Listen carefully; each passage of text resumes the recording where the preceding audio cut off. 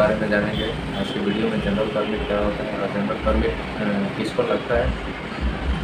तो जो लोग कंपनी के अंदर काम करता रहेगा, जो लोग कंपनी में काम करता रहेगा, उनको जनरल परमिट के बारे में मालूम रहेगा जनरल परमिट क्या होता है। क्योंकि जिस टाइम पे हम कंपनी के अंदर जाते हैं काम करने, उस टाइम पे हमसे परमिट मांगा जाता है। कि एक परमिट क्या होता है, एक पेपर रहता है, ये पेपर जो है ये जनरल परमिट ही है। तो ये पेपर में क्या होता है कि परमिट में साइड इंजीनियर और सुपरवाइज़र का महत्वपूर्ण भूमिका रहता है। तो उसमें हमको करना क्या पड़ता है, हम अगर काम करने जाएंगे उधर कंपनी में तो हमसे परमिट मांग दिया, तो उस टाइम पे करना क्या पड़ता है, हमको परमिशन लेटर दिखाना पड़ता है। तो इसमें लिखा क्या रहता है और जनरल परमिट के बारे में पूरा बताएंगे, इसमें क्या क्या होता है और समझाएंगे। तो बने रहिए वीडियो में और समझिए कैसे परमिट में क्या क्या रहता है और इसका महत्व क्या होता है। अभी परमिट में सबसे ऊपर में नाम रहता है कार्य का डिस्क्रिप्शन। कार्य का डिस्क्रिप्शन रहता है, मतलब आप कौन सा काम करने वाले हैं। तो कौन सा काम करने वाले रहेंगे तो उसके साइड में लिखा रहेगा आप किस मशीन के बारे में काम कर रहे हैं। अगर आपके पास परमिट लेटर रहेगा तो परमिट लेटर के ऊपर लिखा रहेगा नेम विथ साइन, मतलब नाम भी चाहिए और साइन भी चाहिए, और किस मशीन के ऊपर काम करने वाला है वो भी चाहिए। एक चीज़ और लिखा रहता है, सबसे उसका हेडलाइन क्या रहता है सबसे ऊपर, to be filled on by job supervisor engineer, मतलब कि पर्यवेक्षक और अभियंता दोनों के द्वारा भरा जाना चाहिए। मतलब कि परमिट लेटर जो है ना वो सुपरवाइज़र और इंजीनियर दोनों को मिल के वो भरा जाता है परमिट लेटर। और इसमें एक और चीज़ लिखा हुआ है, if job supervisor changed then their signature shall be improved the format, मतलब कि यदि कार्य के पर्यवेक्षक बदल गया हो तो उनका हस्ताक्षर प्रारूप में शामिल किए जाना चाहिए। समझिए कि अगर सुपरवाइजर था पहले और काम वो छोड़ के इधर से चला गया या वो इधर से रिटायरमेंट हो गया, तो उनका हस्ताक्षर रहना एकदम ज़रूरी है इसमें परमिट लेटर में। और आगे बताएंगे। अभी रहता है लोकेशन। लोकेशन में क्या रहता है, लोकेशन बोले तो इसमें सभी लोकेशन के साइड में लोकेशन के बाद हेडलाइन आता है क्या, action taken by executor please write yes no on the box provided, मतलब निष्पादक के द्वारा दी गई कार्रवाई कृपया दिए गए नीचे बॉक्स में हाँ या ना लिखें।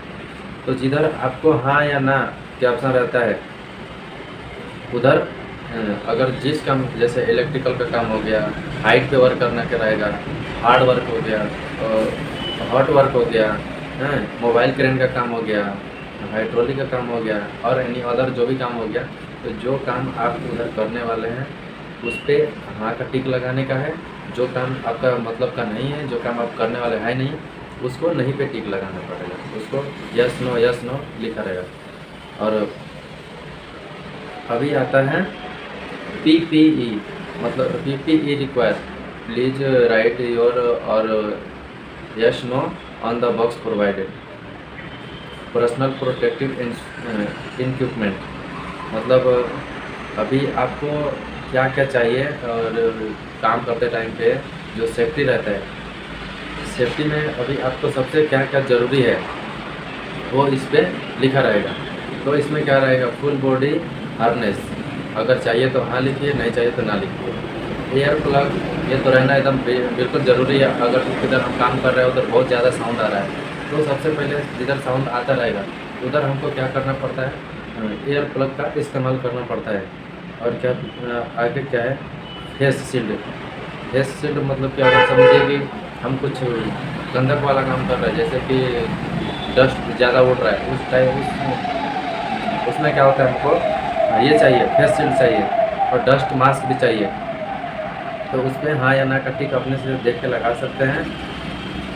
अब अगला ऑप्शन आता है परमिट की आवश्यकता कृपया बॉक्स में हाँ या ना लिख दिया, ये हो गया। अभी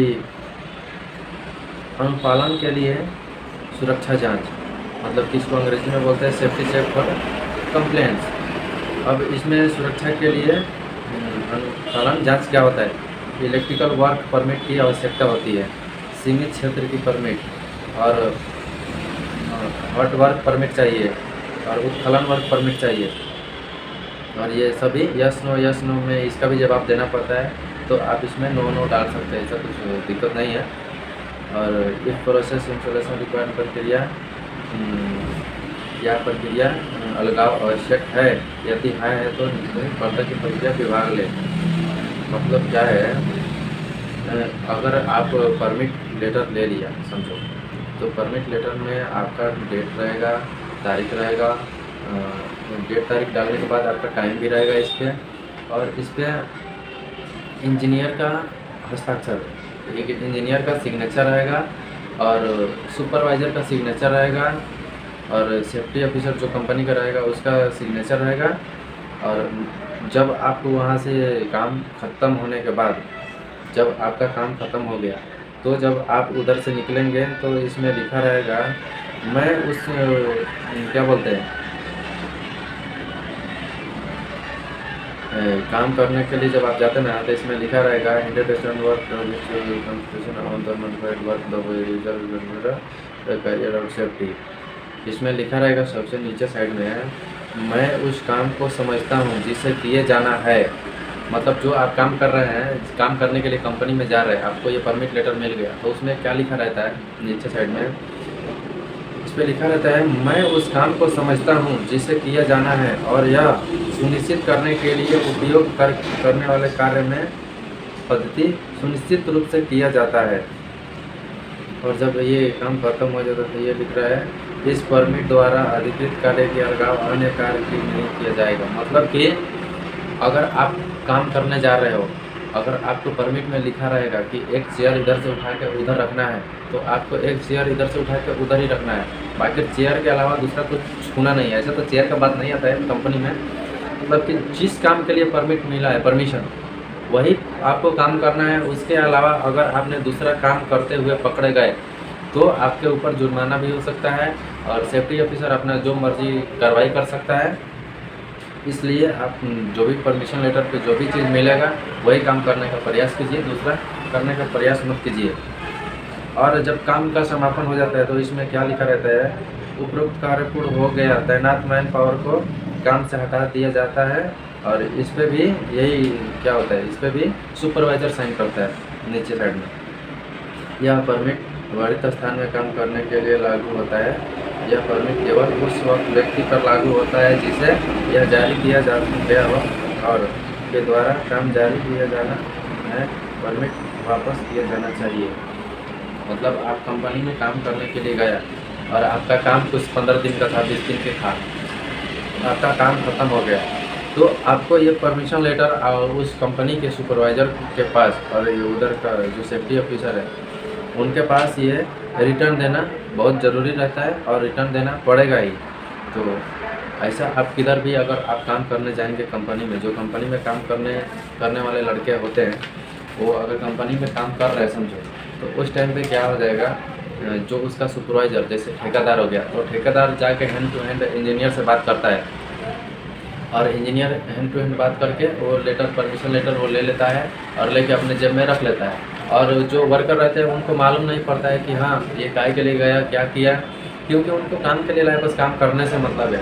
अगर आपके पास परमिशन लेटर नहीं आता है, अगर आपका जो ठेकेदार है वो परमिशन लेटर लेके किधर बाहर खड़ा है, आप काम कर रहे हैं, अगर सेफ्टी वाला आ गया और सुपरवाइज़र आ गया तो आपसे पूछेगा आपका परमिशन लेटर किधर है, परमिट, वो परमिट दिखाना पड़ेगा। तो फिर आप अपने ठेकेदार को फ़ोन लगाएंगे और बोलेंगे, हाँ ठेकेदार साहब, मेरा परमिट के लिए ये साहब पकड़े, थोड़ा परमिट दिखाइए इनको।